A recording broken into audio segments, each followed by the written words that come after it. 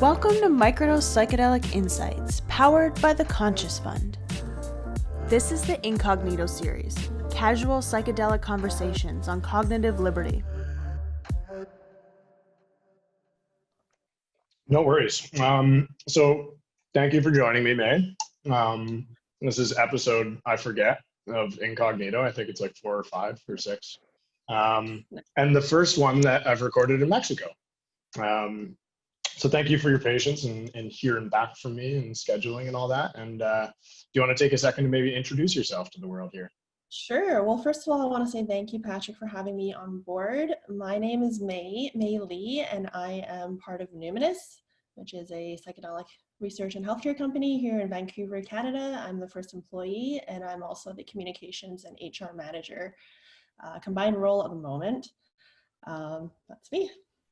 Cool. So what was it like to be the numero uno, head honcho of Numinous? You know what?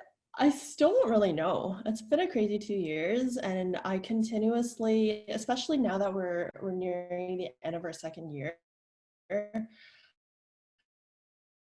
I keep reflecting during still at certain moments, like, what are we doing and how did we get here?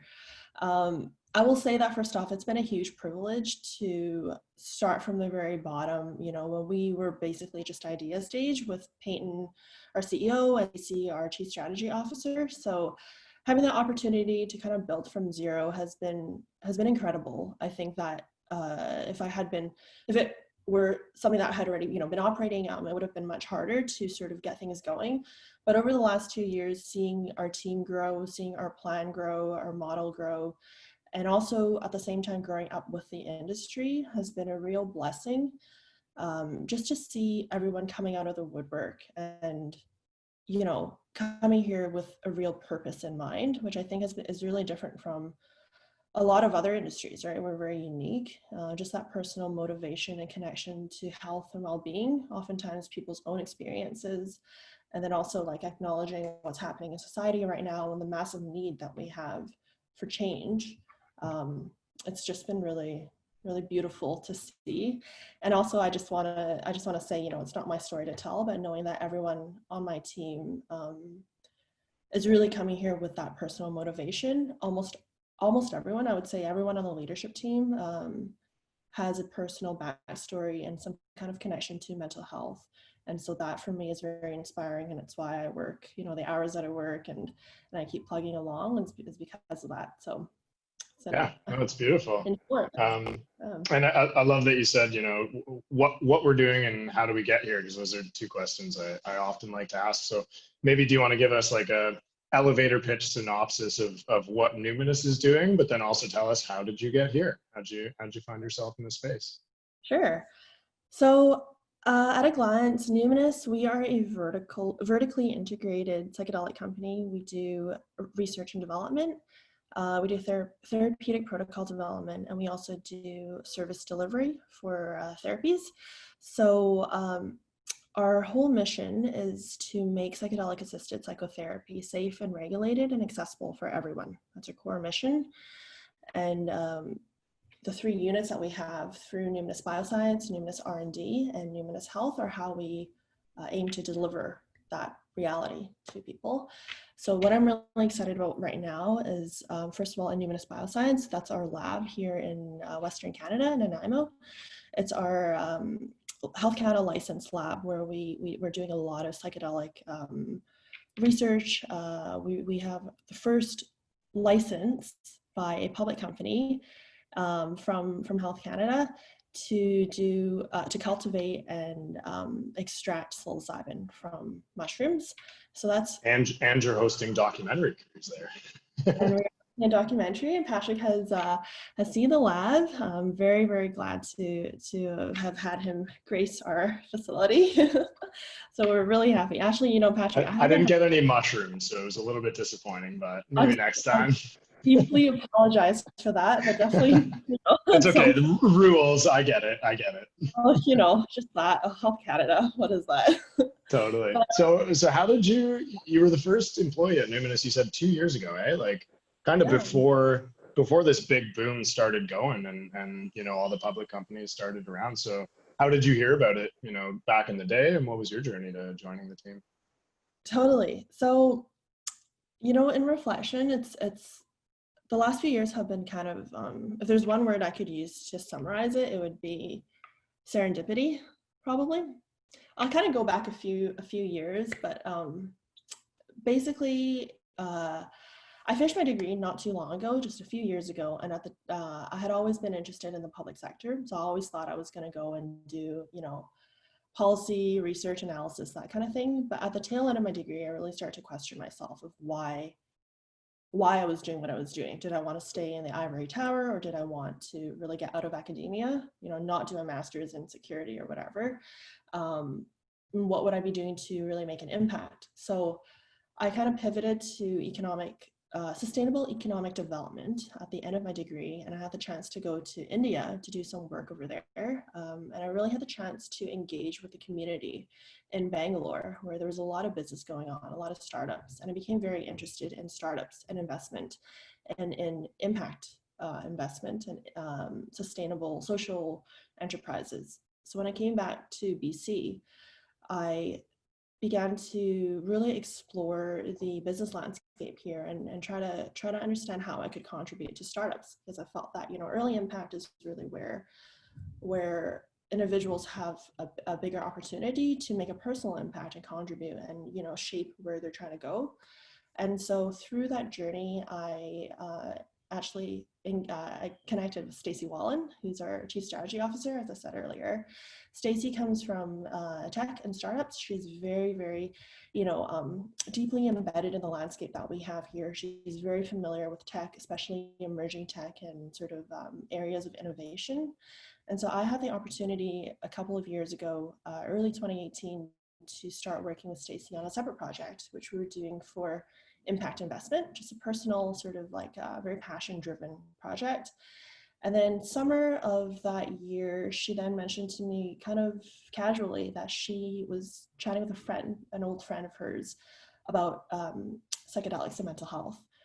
And she just told me, oh, this is something that is sort of very promising right now. There's some really exciting research that's coming out about this. And I was immediately hooked. It was more the mental health aspect for me. It was less the psychedelics, because I, at that time, had no understanding, not even personal experimentation with psychedelics. And so I was just curious about the mental health. The reason for me that mental health is so important is because I have a family history of mental illness, and I grew up in a home with a lot of family dysfunction and domestic violence because of untreated mental illness. And without going too deep into it, having ACEs, adverse childhood experiences, was a big part of my formative years, and that created a lot of my own mental health challenges.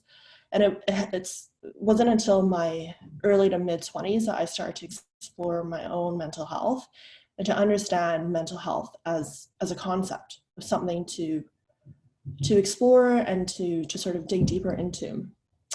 So over the last few years, having more things come out of the woodwork for me personally in terms of like struggling with the healthcare system, that really brought to mind that I needed to address my own mental health.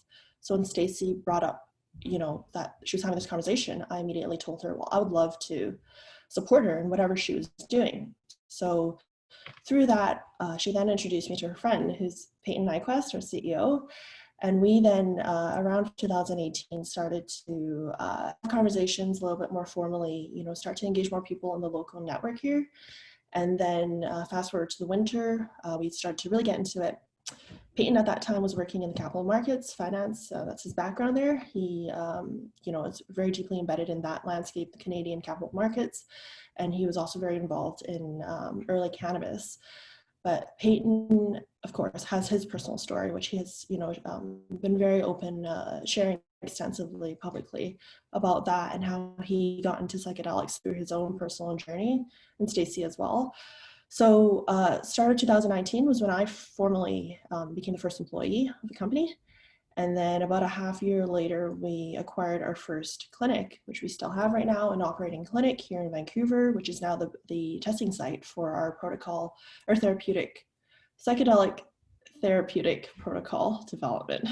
Cool. I So hope like that- kind of like the lab where you're making sure that your procedures are right, and then you Yeah. take So that and multiply it over time. exactly. The clinic is our testing ground for the therapeutic protocols, and then the lab that you visited, Patrick, is the science lab. It's a science team, right? So we've got the Hmm. medical, the therapeutic side, and then the scientific side.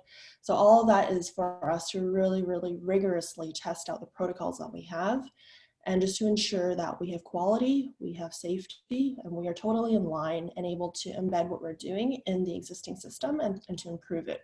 You know, we are our aim is to really work hand in hand with all the other professionals, all the other industry leaders, and the people who are regulating our systems. So in a nutshell, I think I kind of rambled a little bit, but that's how I got into Numinous here. And Cool. it's yeah. Yeah, no, rambling is the whole point of this podcast. So no harm done.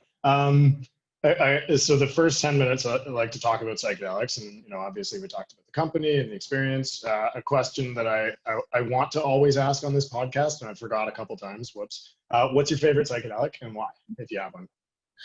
Yeah, I was kind of looking forward to this. I knew you were probably wondering this. Um, to be honest, Patrick, my personal experience has been with psilocybin, and there's a very good reason for that. But I will say at a glance at psilocybin, for me, I have a very intimate connection with it. I kind of consider it to be like one of my best friends. If I could say that, if that sounds like, I don't Oh, know totally fair. Shrooms can definitely be your best friend. yeah, right. It's like it's seen my darkest parts, but it's also raised me to like my highest peaks and basically like melted me into the universe. That's been my personal experience with it. Cool. The reason though that it's been the only experience that I've had with the substances is because I have a personal health history, and there's possibly like untreated psychotic disorders in my family. And so because I've seen some literature that's a little bit conflicting that psychedelics and psychotic disorders might not exactly be the best fit, I'm very Mhm. cautious myself. And I actually, just to rip the band-aid off and really talk about mental health here, a couple of years ago, before in that time that I mentioned around meeting Stacy and Peyton and all of that, I was undergoing a really pivotal time in my own mental health of I had a very low year in my mental health, and I had a lot of volatility. All throughout my life, I've had emotional volatility and self-harm, depression, suicidal ideation, that kind of thing. But that year was really low for me, and I actually saw a psychiatrist and received a diagnosis of borderline personality disorder. And from there, I kind of dove into mental health a lot more formally to understand a lot of the research there, the clinical disorders. And that was how, I began to explore possible untreated mental illness in my family. And that's why I had these hesitations about my personal experimentation. But psilocybin for me has been really, it's been just a really beautiful transformation. I think it's really changed my life a lot, if I can say that. Mhm. Regardless of whatever medical considerations I have, psilocybin has really kind of, it's bloomed my outlook on life. I've had the really like sensory experiences, with sort of dissolving and all, but I think that the most enriching parts of my experience and my journeys have been where they kind of so the journeys kind of like open a door in my mind to get into my deepest memories, the darkest parts, and what I really, really wanted to explore and to do that work Yeah. there. And I think that, across the board, from everything that I've heard from everyone in the industry, from, just in the community, is that whatever substance you're working with, at the end of the day, that door opening is what people are looking for to kind of, just Yeah, it doesn't fix the problem for you, but it helps you kind of get right in front of the problem and confront it, exactly. And then you Yeah, have to do the work, right? exactly. And You that still have work, to do the work. totally. The work is so, so important, which is why I think that, we constantly come back to the integration piece. What is the therapy? What are the supportive instruments and mechanisms that are really going to help people do that work? Because we're not all working in mental health. We don't all have these friends and family and just support systems that can help us understand mental health without substances. You know, a lot of Yeah. people are working in industries, they're working in hospitality and, you know, services and finance, you know, it could be any kind of range of things. And so people don't have that proximity to mental health. And so I think that when we talk about psychedelics, it's so key to say that it needs to be in a holistic system. It has to be with support, it has to be with therapy. It can't just be a, you know, like once and for all kind of thing. It's not a pill, right? Well, and that's, you know, one thing that I like to caution against, and I can appreciate your, you know, trepidation for trying other psychedelics due to the pre-existing conditions. And, you know, it's more responsible as somebody in the industry to put it out there, like, you know what, listen, like, I haven't fucked with these because I know, and you don't have as much of an education barrier, I would say, as a lot of people that are, you know, just desperate for help and they want to try something. So, you know, this education piece and sort of getting that message out there, and not just being like, oh yeah, it's a Band-Aid cure, everyone go do some drugs and you're going to be fixed. Like, it doesn't work that way, right? So it's an important thing, and it kind of leads into you know, the second third of this podcast, which is the sustainable aspect, you know. So I like to kind of just preface this with, and I heard before I wrote it down, you had a sustainable econ development degree. Very cool. Good segue. So when I say sustainability as it relates to psychedelics, just without asking a specific question, what comes to mind for you? So when I think sustainability, and I'll just to touch on my earlier comment about my education. So I studied history and international relations, and that was very like ivory tower. And then I turned to sustainability, and that was where I kind of opened my mind to the need for community and stakeholder engagement. When I think sustainability, that is what I'm thinking, is to think big picture and think about holistically who are all the different parties and who are all the different stakeholders that we have in mind for whatever problem we're working on, and how can we act sustainably and create sustainable solutions that service all of these different stakeholders. That for me is key to whatever problem we're talking about, whether it's, you know, economic sustainability, environmental sustainability, social sustainability. I think that we really need to think big picture and think about all the different histories and all the different people and places that are part of this problem and solution. If we're talking about mental health, sustainability and mental health right now, and actually the healthcare and how we can build sustainability there, I think that we really need to keep in mind the different communities and audiences that we're working with and the different groups we have to really consider, and how we can guarantee quality of care for these different groups. For example, diversity inclusion right now, that's been a huge issue, especially in this year, you know, and let's say arguably in the last 4 years with our neighbor. Social issues have really yes, our orange neighbor. Our orange neighbor, exactly. Oh, pretend. But sustainability there for me is, we talk about diversity and inclusion, we really need to understand all the different groups out there, you know, social and political groups, economic groups, and different economic classes, and what mental health means to each of those groups, and also what their collective histories are, what their collective traumas are, and how we can bring our offerings to these groups in a way that is amenable to their current access pathways, and to help them educate themselves, and to help them feel empowered to use the services that we're offering.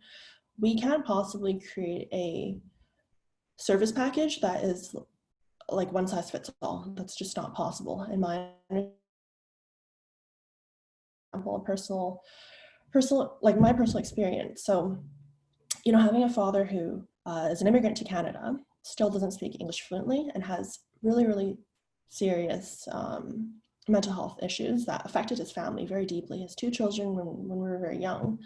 When I think about someone like that, and knowing that there are still people like that in our community today, Vancouver has many immigrants, I just think about, you know, I ask myself, how would psychedelic assisted psychotherapy reach someone like that, who comes from a community with very high barriers of stigma, even of just language and of access? Like, how do seniors access health services? You know, if they have mobility issues, they're not very familiar with technology, virtual medicine might not reach them as easily. So I think that, thinking from the community perspective, thinking kind of from the patient perspective and say user experience, we want to go a little bit in a sustainable path forward where we are able to bring real solutions to people who need it most. And I really want to emphasize most. We talk about communities of need and sort of levels of need. I think we have to really start from there and go from the grassroots up. So where do you see, maybe, everyone talks a lot about the promise of psychedelics and what treatments can be hailed. But then kind of flipping that on its head, if you're talking about portions of the population that are most in need of psychedelic medicine or assisted therapy, where would you say, like, if a company is coming into the space and they want to make a change for the world, and they can focus on 1, 2, maybe 3, whatever top ailments or top sectors to focus on to really help people heal and then become functioning, contributing members of society, where would you say are maybe some hotspots that people could consider, or even that you guys are working on right now? Mm-hmm. I would say that there has to be a multi-pronged approach. I think that at the one end, starting with kind of low-hanging fruit of people who are already open to this discussion, already have some kind of understanding of mental health there. Usually that would be sort of middle class, white collar individuals who are fairly, liberal and exploratory about mental health and personal development. And so I think that, groups like that can really help to sort of open up the conversation around mental health and sort of these innovative pioneering treatments and the potential they have to evolve the healthcare system. Because, creating that connection with an audience like that can really help to spread the message in the community. But then I think at the same time, we really have to go the opposite end to people who are really in severe need. So for example, people with very severe substance use disorders, those people may not necessarily be very open to sort of new treatments, but right now we know, of course, that there are, a range of different psychedelics and substances and just treatment protocols that can help with substance use disorders. So I think that on the one end, we work with that narrative building and the community engagement of people who are open to this message and to the education. And then on the other end, I think that we also have to deliberately engage people who are really in severe need. And meanwhile, at the same time, I think that it is critical that we continue to engage a diverse range of stakeholders, from every possible demographic. We have to really get that feedback of like, what is your need in the first place? Maybe there are untapped communities that are really, really struggling right now. For example, we have First Nations in Canada and different, communities and reserves and the struggles. Like, I think we're all fairly familiar with the struggles there. Even here in Vancouver, we've got the Downtown East Side, which is a community in downtown that is struggling with very, very high rates of substance abuse and mental illness. Yeah. And so I think that multi-pronged approach of going with, sort of our like community evangelists and then also people who are really in need is really, really important. And I think that is an approach that we are taking here at Numinous to do that stakeholder engagement. And just speaking on that end of engaging with really vulnerable communities, I will say that, I'm very happy that we have our Chief Medical Officer, Dr. Evan Wood, on board, who you spoke to, Patrick. Dr. Evan, spent many years doing really critical policy reform in the Downtown East Side, working with these very vulnerable communities. He is specialized in substance use disorders, and he's really, really leading the charge there for our new trial that we just released, a psilocybin compassionate access trial for substance use disorders. It's going through compassionate access, which is a special pathway that Health Canada recommends. So, just in some, like that would be my philosophy. And that's almost like, in a sense, proof in the pudding of what you're saying is like, get, a successful white collar, average, person that can really benefit from and access these without significant barriers and then have them bring it to others, right? Because it takes a village, right? And you need the strong people in your village helping the weak, because otherwise you don't have a community, right? Yeah. So beautiful answer. I love it. The third part of this little jamboree is focused on the art of being incognito. So the two definitions that Google always gives me is the philosophical principle that one's existence is demonstrated by the fact that one thinks, or the intellectual process of the self or the ego. So when I say that, what kind of, the art of being incognito, we can call it, what comes to mind for you? How does that impact your life? The self-awareness and the, removing or accepting the ego. Oh, Patrick, I love this. I love you. This is beautiful. Let's jam. Let's jam on this. Okay, so this actually, as you said this, it just reminded me. Yeah, last night I went on a walk. I had a really long day and I was super stressed out, had super high anxiety. So I went for a walk around English Bay here, which is close to where I live here in Vancouver, West End, by the water. It was dark, nighttime, and as I was walking, I just felt this pounding anxiety in my chest. Really, really panicky feeling, and I was speed walking. I was like, Jesus, I can't breathe. It was an Olympic sport at that point. It was. I was like, I got anxiety. So I kept walking, and then I ended up walking into the woods. And I realized as I was doing that, I was going through this process of just talking to myself. Because first of all, when I first started the walk, the anxiety was just sort of overriding my system. I felt like I couldn't think. I was just looking at the trees and lights, and I was like, oh my God, I'm so stressed out right now. I have so much to do. And it was just like it had overtaken me, right? But as I walked, I kind of had this little voice come out that became clearer and clearer of saying like, hey, you know what? Here is anxiety. This is what you're feeling right now, but it's more than that. This is your feeling self, and we have our thinking self.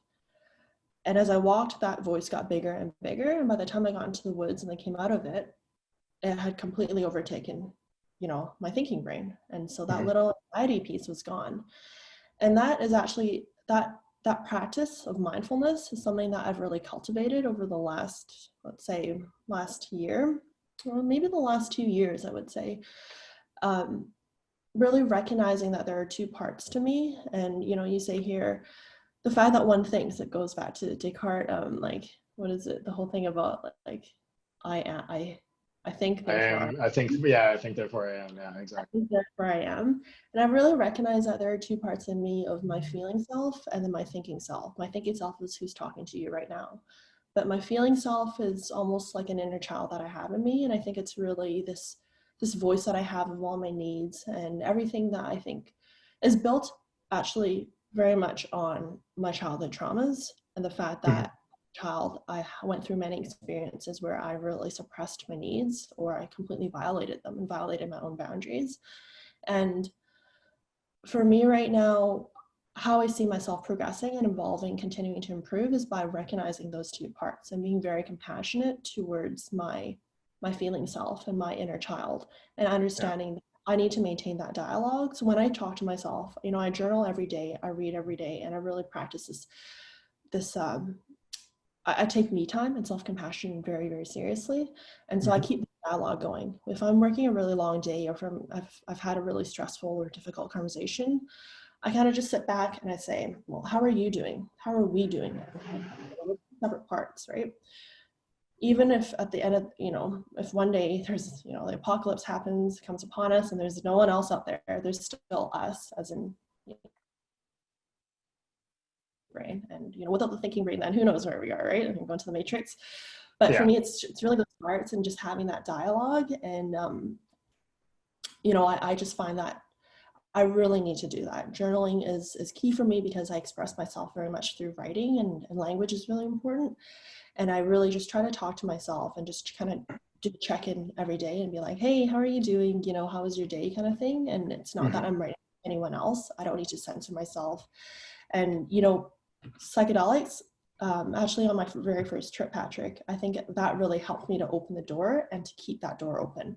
From childhood, I've always been a big reader and I've really loved language. But since my first trip, I've found that writing my writing just flows out. I actually wrote a very long poem after my first trip, Cool. detailing that and my memories, and I've just maintained that dialogue ever since. So And so it's just kind of like to you that art is in just confronting it and being there and like, because a lot of the times when we're having these negative thoughts, it's really, things that aren't necessarily real. It's like anxiety is in the future. It's like what's going to happen? Is it going to happen?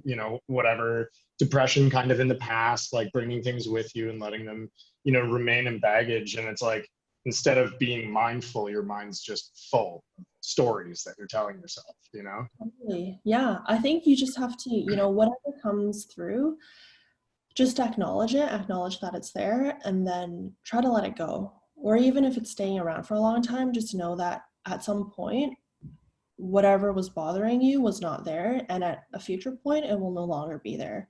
And that's something that I find to be true both in my understanding of psychedelics and also in my just conventional therapy.